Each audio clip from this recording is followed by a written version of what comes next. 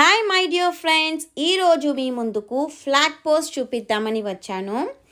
రాష్ట్రపతి నిలయంలో 120 అడుగుల ఎత్తైన వుడెన్ ఫ్లాగ్ పోస్ట్ ఉంది. భారత రాష్ట్రపతి శ్రీమతి ద్రౌపది ముర్ము గారు డిసెంబర్ 21, 2023న రాష్ట్రపతి నిలయంలో చారిత్రాత్మక ఫ్లాగ్ పోస్ట్ యొక్క నమూనాను ప్రారంభించారు.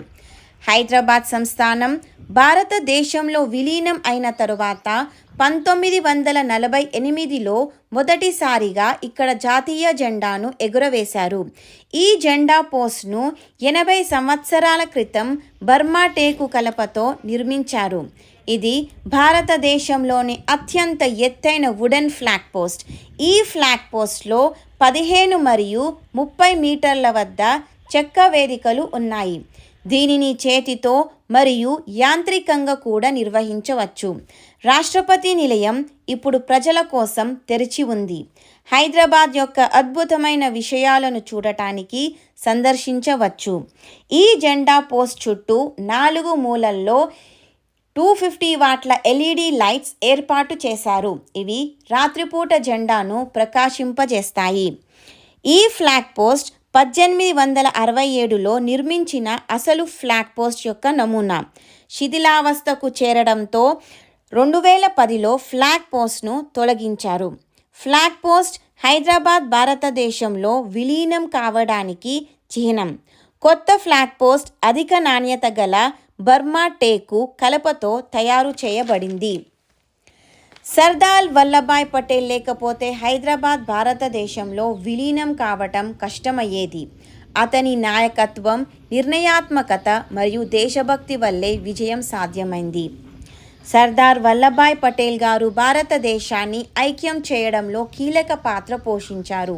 అతను భారతదేశపు ఉక్కు మనిషి అని పిలువబడ్డాడు. ఎందుకంటే అతను తన దృఢ సంకల్పం మరియు నాయకత్వంతో అనేక సంస్థానాలను భారతదేశంలో విలీనం చేయడంలో విజయం సాధించాడు. సర్దార్ వల్లభాయ్ పటేల్ గారు 562 సంస్థానాలను భారతదేశంలో విలీనం చేయడానికి కృషి చేశారు. వీటిలో చాలా వరకు స్వతంత్రంగా ఉండాలని కోరుకున్నాయి. అతను తన రాజకీయ చాతుర్యం మరియు ఒప్పందం నైపుణ్యాలతో చాలామంది రాజులను ఒప్పించి భారతదేశంలో చేరడానికి ఒప్పించాడు. అతను హైదరాబాద్, జునాగఢ్ మరియు కాశ్మీర్ వంటి సమస్యలను పరిష్కరించడంలో కూడా కీలక పాత్ర పోషించాడు. అతని నాయకత్వంలోనే ఈ సంస్థానాలు భారతదేశంలో విలీనం చేయబడ్డాయి. సర్దార్ వల్లభాయ్ పటేల్ గారు చేసిన కృషి వల్లే నేడు మనం ఐక్య భారతదేశాన్ని చూడగలుగుతున్నాము. అతను దేశ ఐక్యతకు చేసిన సేవలకు గాను ఎల్లప్పుడూ స్మరింపబడతాడు. స్వాతంత్రం వచ్చిన తర్వాత హైదరాబాద్ సంస్థానం భారతదేశంలో విలీనం కావడానికి చాలా ఇబ్బందులు ఎదురయ్యాయి. అప్పటి నిజాం మిర్ ఉస్మాన్ అలీ ఖాన్ తన సంస్థానాన్ని స్వతంత్రంగా ఉంచాలని అనుకున్నాడు. కానీ సర్దార్ వల్లభాయ్ పటేల్ గారు, ఇతర నాయకులు హైదరాబాద్ భారతదేశంలో విలీనం కావడం చాలా ముఖ్యమని నమ్మారు.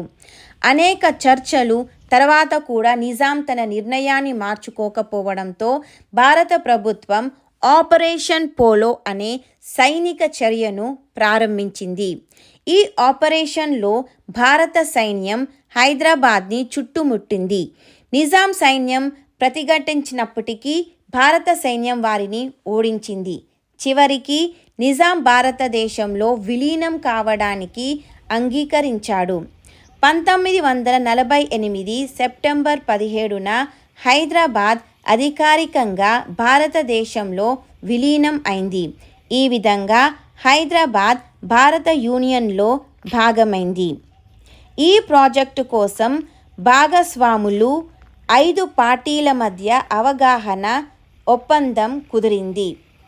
రాష్ట్రపతి సచివాలయం, Rashtrapati Bhavan, India infrastructure finance company limited IIFCL, national cultural fund, archaeological survey of India ASI and NBCC India limited ఈ 5 పార్టీల మధ్య ఒప్పందం కుదిరింది.